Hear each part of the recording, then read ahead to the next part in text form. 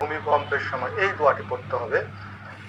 তবে হাদিস শরীফের মধ্যে একটি দোয়া পাওয়া যায়, যে দোয়াটির অর্থের দিকে খেয়াল করলে সেটা ভূমিকম্পের সময় পড়ার ব্যাপারে খুব বেশি উপযুক্ত মনে হয়।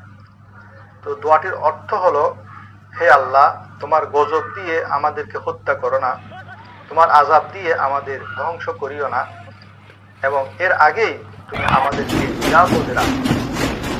দোয়াটি হলো, আল্লাহুম্মা লা তাকতুলনা বিগাদাবিকা ওয়া লা তুহলিকনা বিআযাবিকা ওয়া আফিনা ক্বাবলা যালিক। এটি তিরমিজি শরীফের 3450 নম্বর হাদিস শরীফের মধ্যে রয়েছে। যদি এটি মনে না পড়ে, ভূমিকম্পের সময় দোয়াটি আপনার মনে পড়ছে না, তখন আপনি দোয়া ইউজ করেন, লা ইলাহা ইল্লা আনতা সুবহানাকা ইন্নী কুনতু মিনাজ জালিমিন, অথবা লা ইলাহা ইল্লাল্লাহ আস্তাগফিরুল্লাহ।